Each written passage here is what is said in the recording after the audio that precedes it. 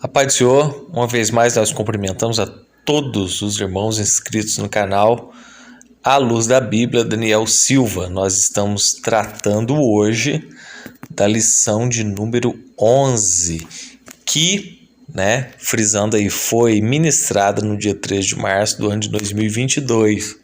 Nós estamos falando nesse trimestre sobre a supremacia da Bíblia Sagrada, a inerrância, a sua inspiração, a sua origem, a sua autenticidade.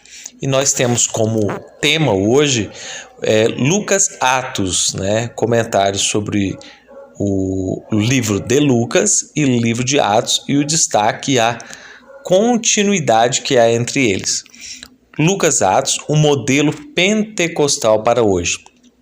O texto áureo diz assim: e todos foram cheios do Espírito Santo e começaram a falar em outras línguas, conforme o Espírito Santo lhes concedia que falassem. Atos 2:4.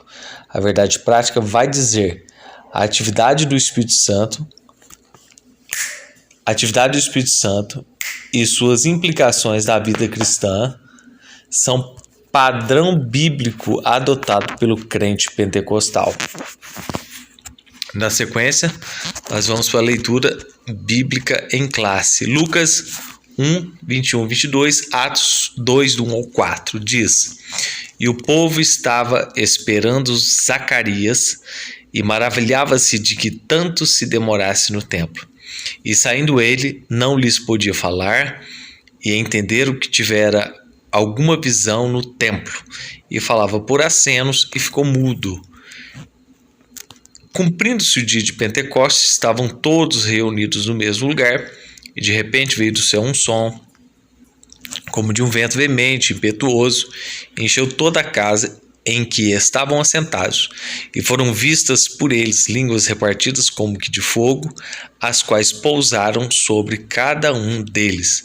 E todos foram cheios do Espírito Santo, e começaram a falar em outras línguas, conforme o Espírito Santo lhes concedia que falassem. Comentário. Introdução. Lucas Atos são 2 volumes de autoria do médico amado. Os relatos são escritos a partir de premissas históricas e teológicas, registram que a unção do Espírito que repousava em Jesus foi concedida à igreja. Desde o Pentecostes, o derramar do Espírito Santo permanece como modelo para a igreja de Cristo. Então, nós estamos tratando aqui 2 livros, Lucas Atos, que foram escritos pelo mesmo escritor, Lá em Colossenses 4,14 vai dizer: saúda-vos Lucas, o médico amado, e Demas. E também Atos 2,33, ele revela o que esses 2 livros eles nos levam a qual entendimento. Ou seja, em Lucas nós vamos frisar a ação do Espírito na vida tanto de Cristo quanto de outras pessoas, e no livro de Atos nós vamos ver que há uma continuidade daquilo que aconteceu no livro de Lucas. Atos 2,33, de sorte que, exaltado pela destra de Deus e tendo recebido do Pai a promessa do Espírito Santo, derramou isto que vós agora vedes e ouvis. Então, frisando, aqui a gente já começa a entender a proposta da lição de hoje, que é mostrar que os acontecimentos que houveram em Jesus e depois, posteriormente, em Atos, ainda continua sendo um modelo para a igreja atual. Tópico de número 1. O Evangelho de Lucas. O Espírito Santo no ministério de Cristo. O Espírito Santo no Evangelho. Lucas registra os fatos acerca da vida e obra de Cristo. O evangelista enfatiza o papel do Espírito Santo no advento do Messias. A ação do Espírito é percebida na vida do precursor de Cristo, João Batista, na vida de Isabel e Zacarias, seus pais, na concepção virginal de Maria, na vida de Simeão ao conhecer o Messias antes de morrer. O Evangelho ainda ressalta o poder de Cristo em batizar no Espírito Santo com fogo. Então vamos lá, as evidências. O Espírito na vida de Cristo, tendo muitos empreendido por em ordem a narração dos fatos que entre nós se cumpriram, segundo nos transmitiram os mesmos, que os presenciaram desde o princípio e foram ministros da palavra, pareceu-me também a mim conveniente descrevê-los a ti, ó excelente Teófilo, por sua ordem, havendo-me já informado minuciosamente de tudo desde o princípio. Lucas relata o objetivo do que ele está escrevendo.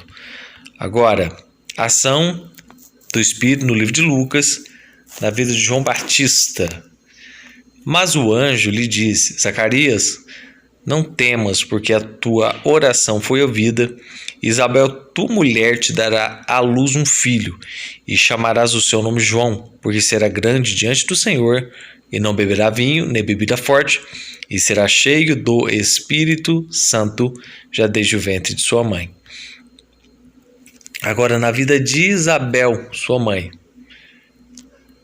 Isso mesmo, não temas. Zacarias, seu pai, foi cheio do Espírito Santo e profetizou dizendo, ainda, Lucas 1,35, e respondendo o anjo disse-lhe, descerá sobre ti o Espírito Santo, e o poder do Altíssimo te cobrirá com a sua sombra. Por isso também o santo que de ti há de nascer será chamado Filho de Deus. Isso, Deus, o anjo falando acerca do nascimento virginal, a concepção virginal, né, o nascimento virginal do Cristo, de Jesus. Ainda é um episódio também importante, né, na vida de Simeão. Olha, havia em Jerusalém um homem cujo nome era Simeão, e este homem era justo e temente a Deus, esperando a consolação de Israel, e o Espírito Santo estava sobre ele.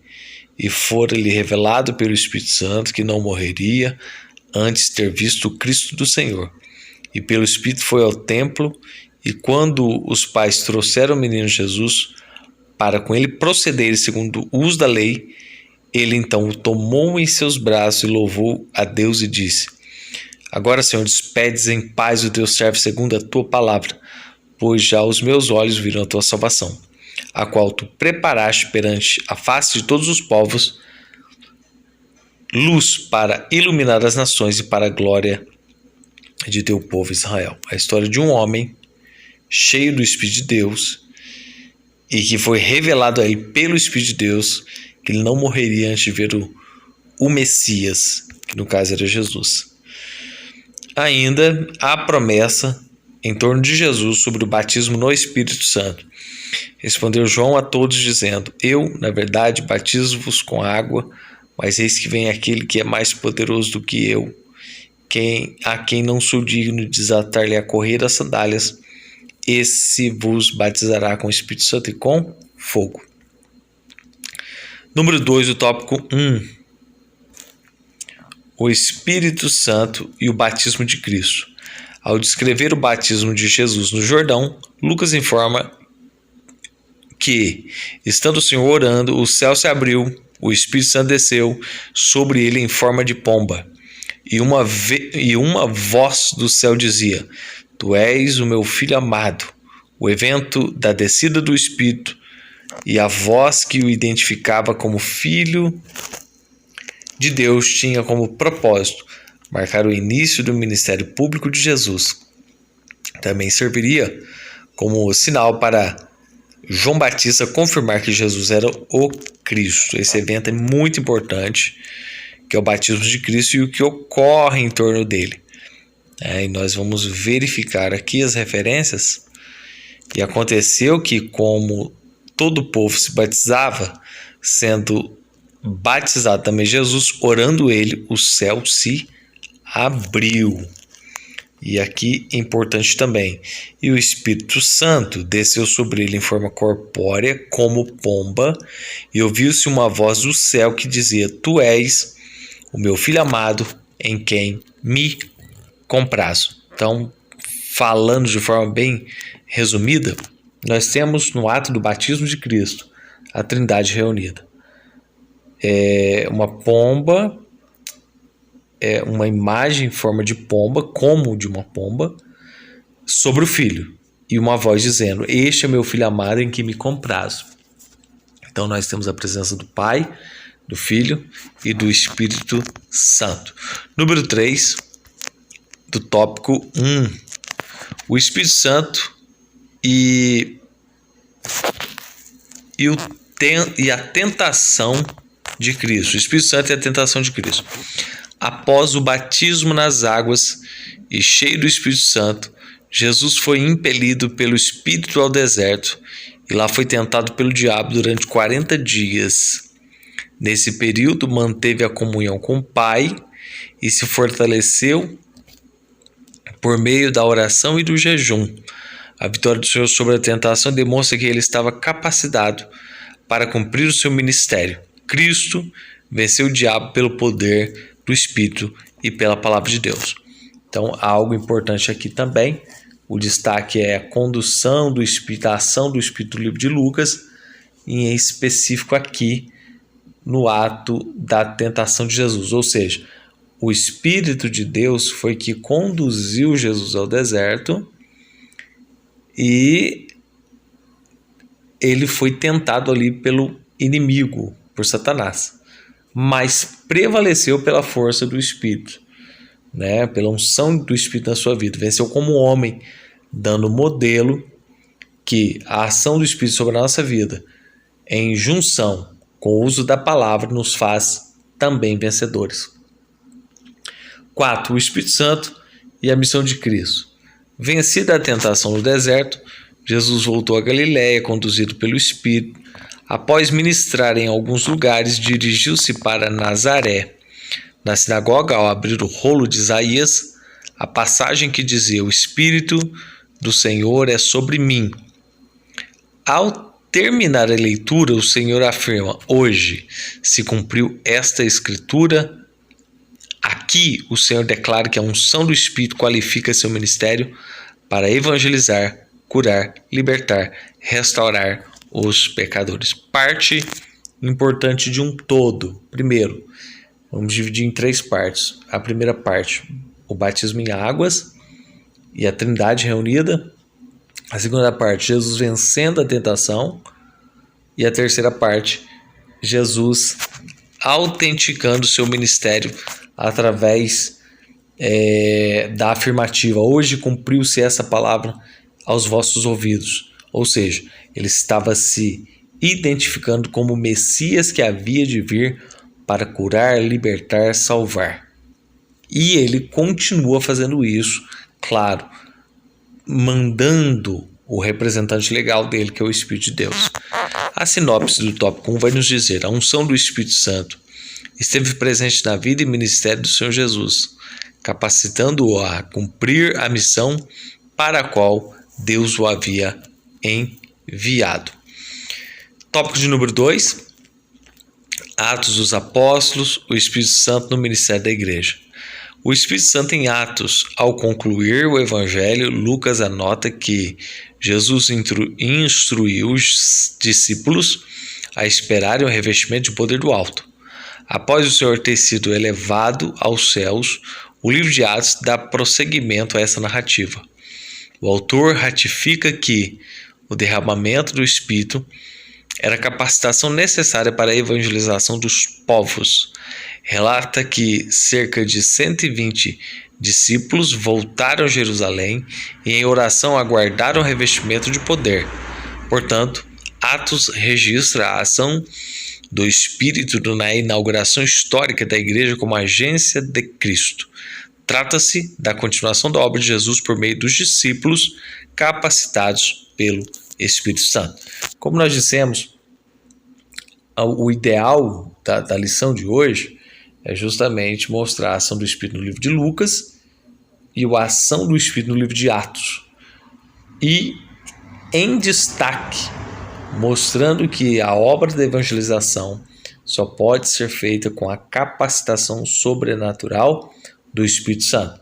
Por isso o livro inicia mostrando como foi esse momento, né? A ordenança de Cristo dizendo que ficassem em Jerusalém para que do alto fossem revestidos por um poder sobrenatural, para que tivessem coragem, ousadia, poder, graça para pregar o evangelho em Jerusalém e em todas as nações.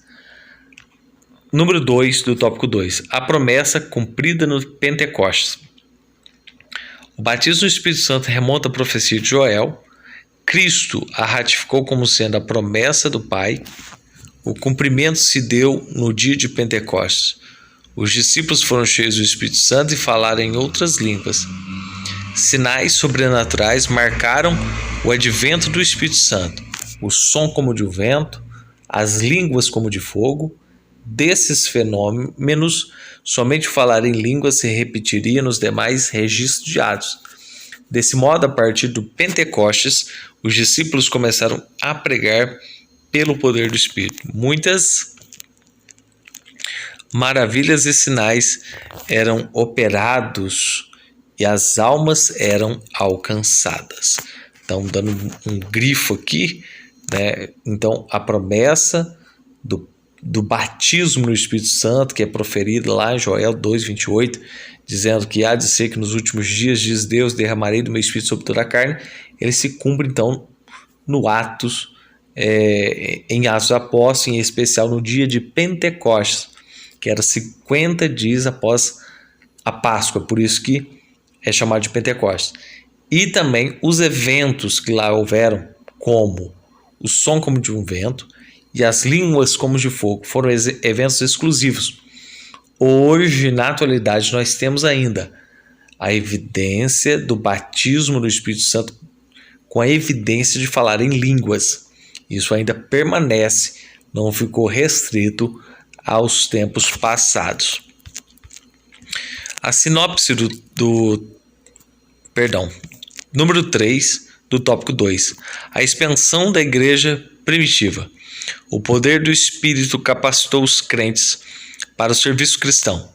Já no primeiro sermão, Pedro anunciou Cristo com intrepidez e quase 3.000 almas se converteram. Após a cura do coxo à porta do templo e a ministração da palavra, quase 5.000 se renderam ao Senhor. Atos 3, 8, 19, 4, 4. Filipe, na virtude do Espírito, pregou em Samaria e vidas foram salvas. Cornélio e sua casa receberam o evangelho pelo mover do Espírito. Paulo, cheio do Espírito, alvoroçou o mundo e milhares de almas foram salvas e curadas pela pregação do evangelho. Esses relatos demonstram a ação do Espírito Santo na propagação do evangelho. A propagação do evangelho e do reino de Deus. Sinopse do tópico 2 vai nos dizer: a manifestação do Espírito Santo em Atos dos Apóstolos revela a inauguração da história da igreja como agência de Cristo. Iniciando o tópico de número 3, um modelo pentecostal para a igreja de nossos dias. 1. O revestimento de poder do alto. Pedro ensina que essa promessa está em vigor para todos os salvos em todas as épocas. A experiência pode ocorrer junto ou após a regeneração. Ressalta-se que no Pentecostes os discípulos já tinham o Espírito Santo. Todo salvo em Jesus recebe o Espírito Santo na conversão. Porém, o batismo do Espírito Santo é algo distinto do novo nascimento. Significa o recebimento de poder espiritual para realizar a obra da expansão do Evangelho, para uma vida cristã vitoriosa, para uma adoração mais profunda. Em vista disso, os exemplos dos primeiros cristãos, a igreja odierna deve buscar o revestimento de poder. Então, como dissemos, não ficou restrito aos tempos passados, né? Sim, uma coisa importante nesse tópico 1, que ter o Espírito Santo e ser batizado no Espírito Santo são situações diferentes.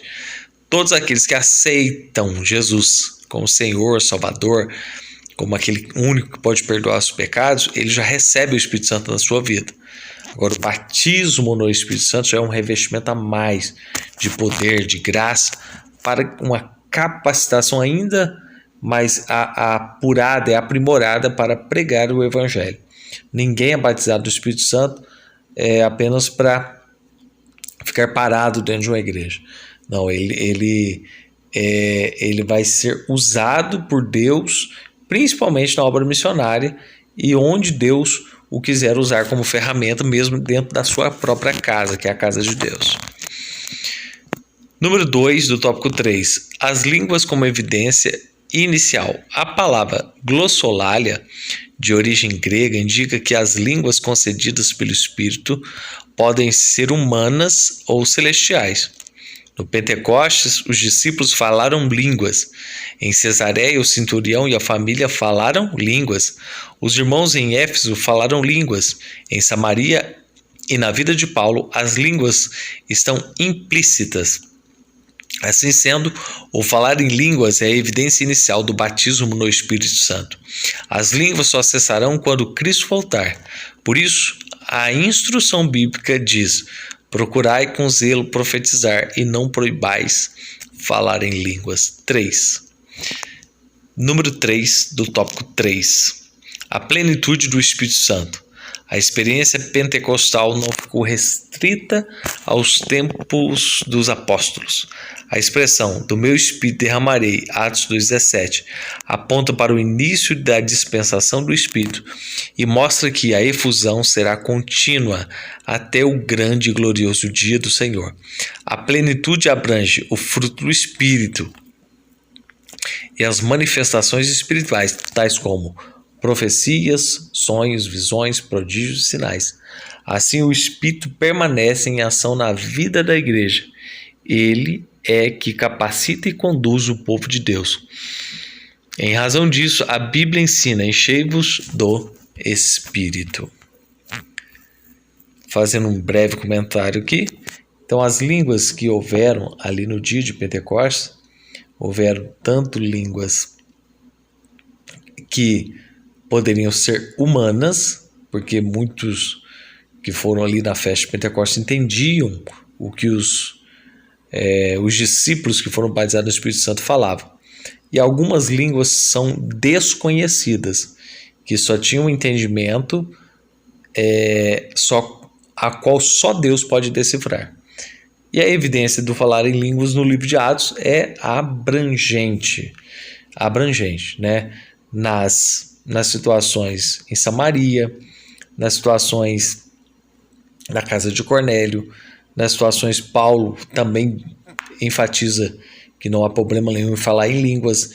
Ele cria somente parâmetros, né, dados pelo Espírito a respeito do falar em línguas. Repetindo, é algo atual que deve ser buscado. 3. Plenitude do Espírito Santo. A experiência pentecostal não ficou restrita ao tempo dos apóstolos. A expressão "do meu Espírito derramarei" aponta para o início da dispensação do Espírito e mostra que a efusão será contínua até o grande e glorioso dia do Senhor.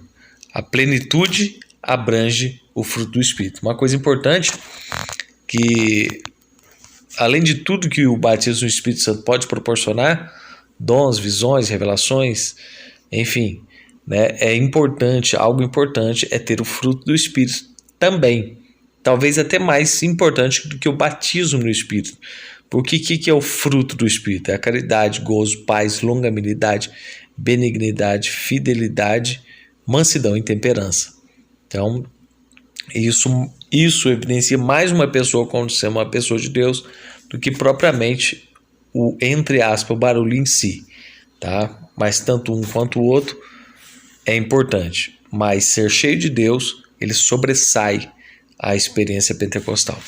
Síntese do tópico 3. A experiência pentecostal permanece atual na igreja, mostrando-se evidente na manifestação dos dons espirituais. Partindo agora para a conclusão. Lucas descreve a capacitação do Espírito Santo no ministério de Jesus e no ministério da igreja. Esse revestimento de poder na vida do crente não é apresentado como dom para a salvação, mas como a unção dos salvos para testemunho e serviço cristão. Esse é o padrão bíblico adotado pelo pentecostal, submisso ao ensino das Escrituras Sagradas. Plausível essa conclusão. Esse padrão bíblico adotado pelo pentecostal, submisso aos ensinos das Sagradas Escrituras. Então, toda doutrina pentecostal, para nós, ela está submetida somente ao crivo da palavra, ao crivo das Escrituras. Tudo aquilo que excede os parâmetros das Escrituras, nós refutamos, nós não adotamos. Tá bom? Deus abençoe sua vida, Deus abençoe por ter estado até agora e que o Espírito Santo venha, batize aquele que não foi batizado e que ponha mais sede no coração daqueles que já são, porque Atos, Lucas são livros essenciais para o entendimento dessa ação do Espírito e também para o entendimento, principalmente no livro de Atos, ele arremete a ideia que a ação do Espírito não ficou restrita somente aos dias da igreja primitiva, mas o batismo no Espírito Santo é algo atual. Deus abençoe a todos e a cada um em nome de Jesus.